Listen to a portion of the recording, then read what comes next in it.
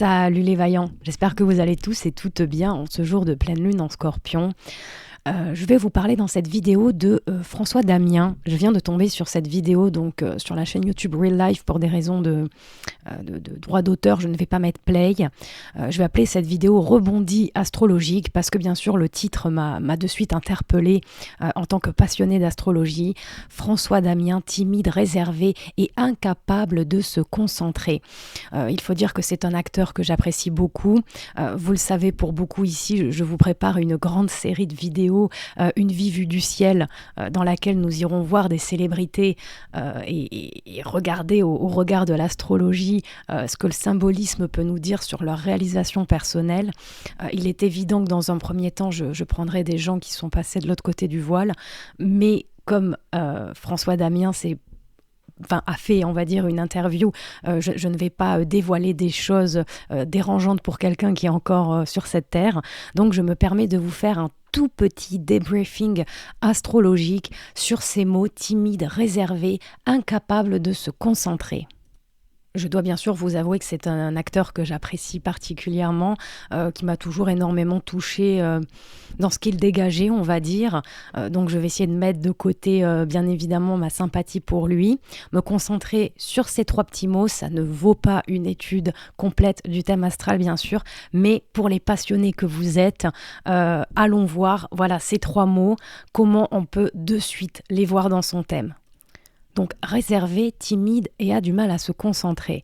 C'est déjà très intéressant puisque François Damien a un soleil en Capricorne, comme vous pouvez le voir, et il est ascendant Vierge, 2 signes de terre, 2 signes qui sont dans la mesure, dans le contrôle, si on prend la face obscure de la force, dans le fait de gérer, de maîtriser. 2 signes qui ne sont pas de prime abord dans une porosité émotionnelle qu'on rencontrerait plutôt dans les signes d'eau.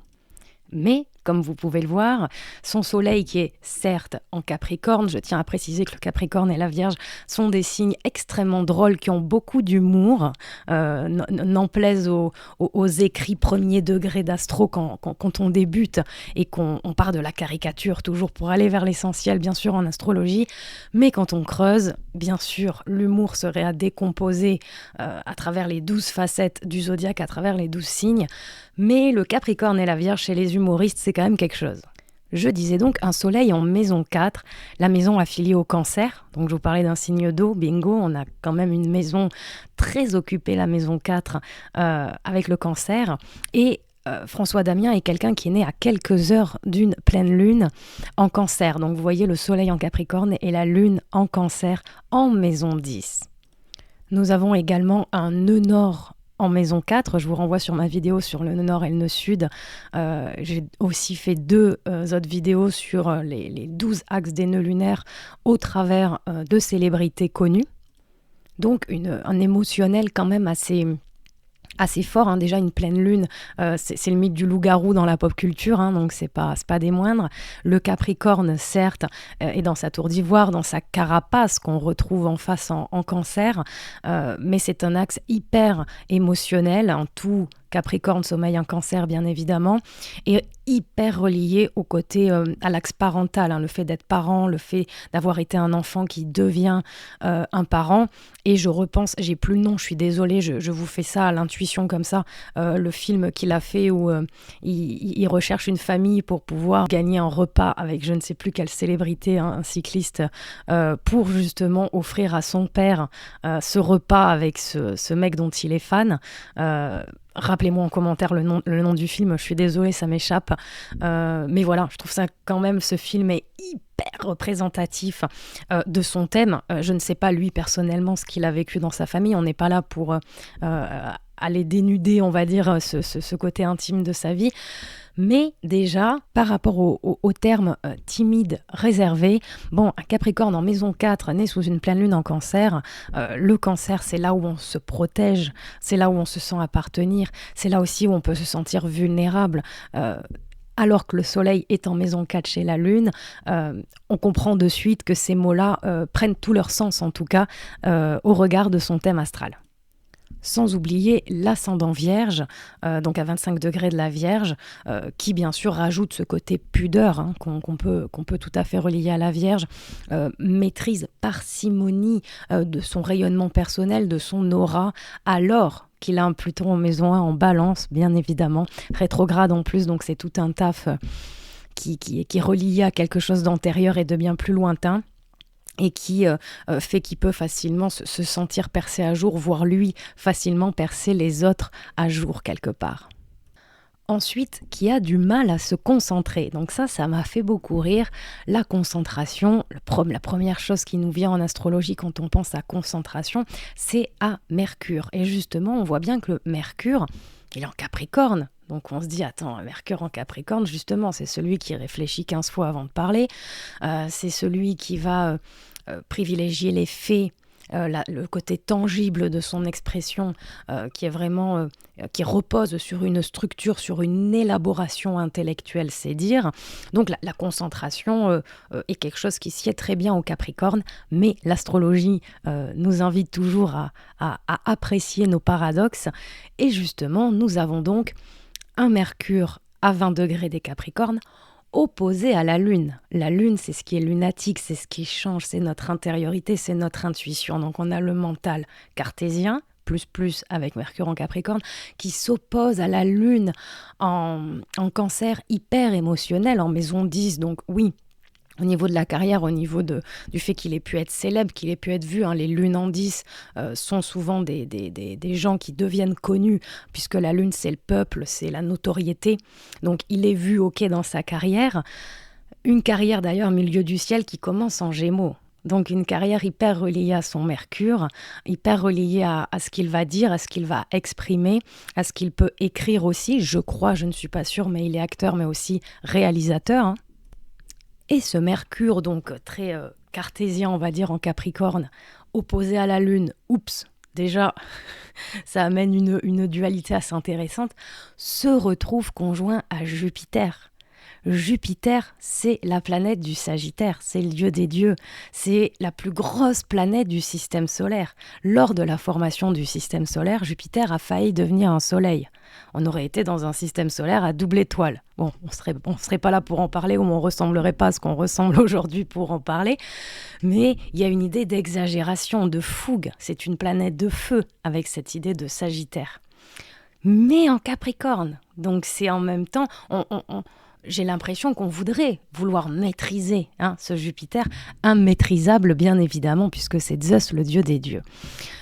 Une pensée, Mercure, très extrapolée, très philosophique aussi.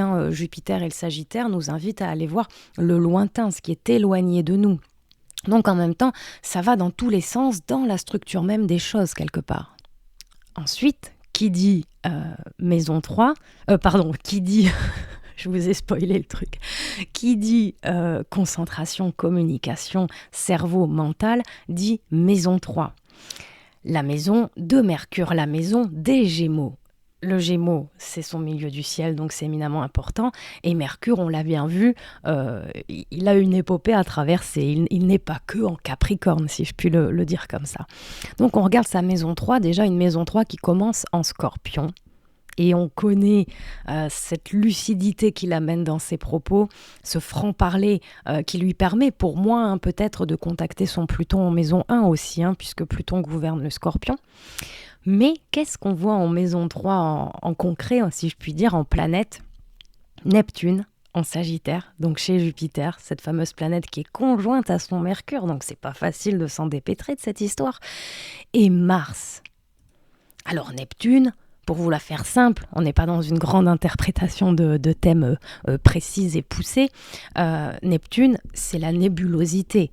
Ça dissout les frontières. Donc, dissoudre les frontières du mental. Ok, on voit le manque de concentration qu'il y a juste dans le titre. Je vous invite à aller voir la vidéo, bien sûr, si vous le souhaitez. Donc, un mental très inspiré. Les deux muses des artistes et des poètes sont la Lune et Neptune.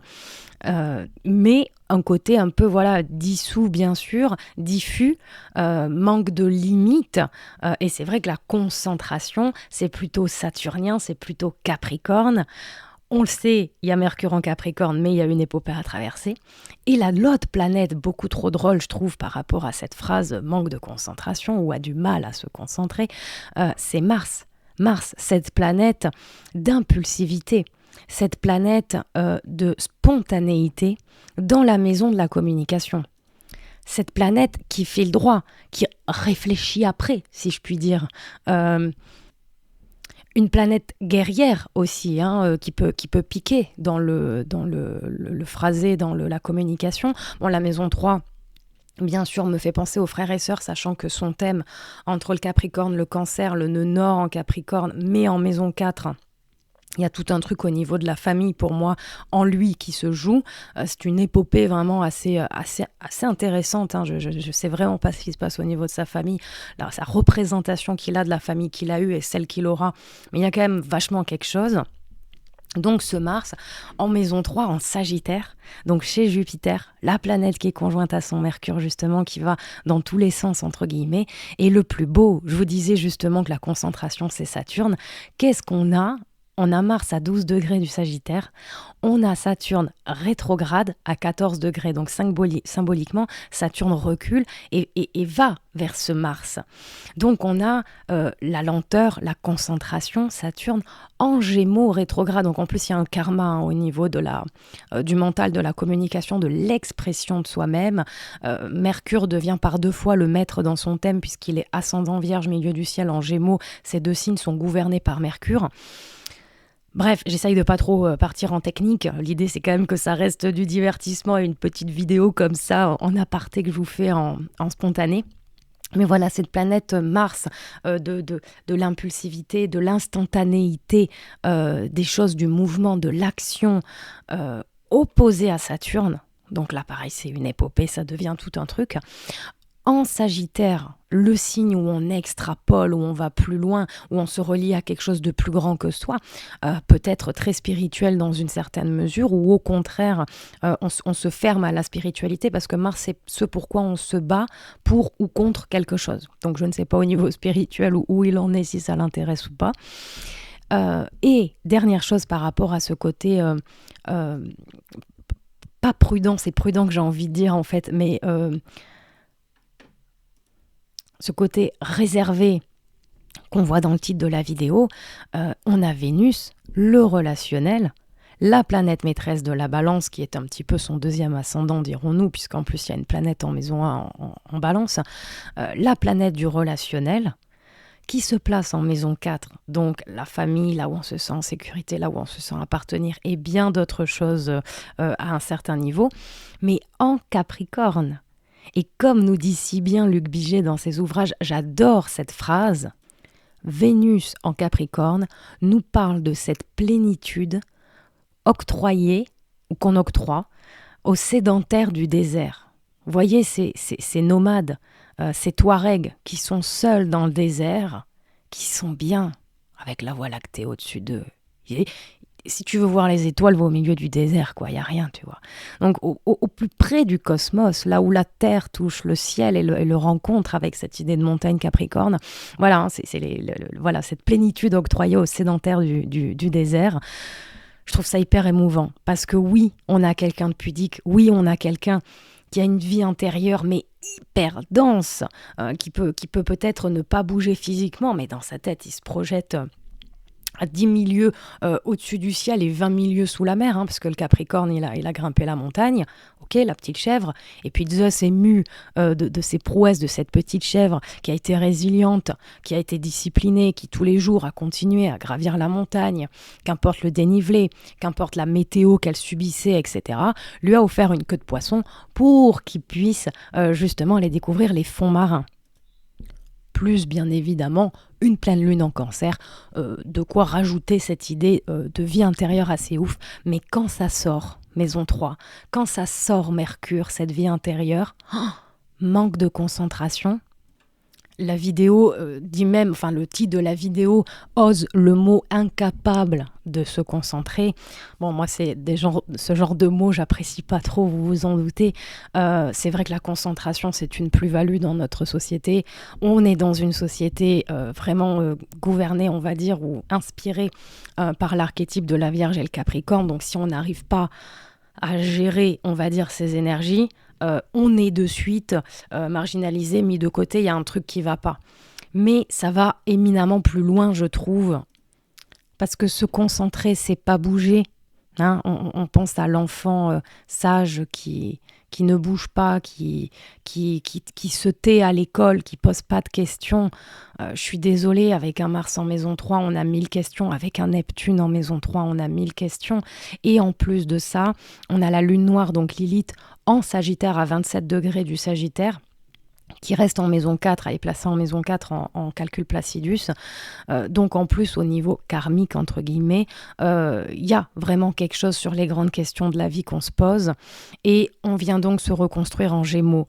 Et le Gémeaux n'est pas non plus forcément un signe de concentration, mais un signe de curiosité. Or, bingo, on a Saturne. Donc on revient sur cette thématique d'alchimiser les contraires, de traverser nos paradoxes, etc. Donc voilà, c'était un petit... j'ai même pas pris en compte les aspects. Je vois qu'Uranus est fin balance. Il y a peut-être un lien avec Lilith, d'ailleurs. Hein, 23 degrés Uranus. Lilith à 27, vous voyez, c'est en sextile. Donc voilà, on pourrait bien évidemment aller plus loin. J'espère que François Damien n'a pas les oreilles qui sifflent à cause de cette petite vidéo.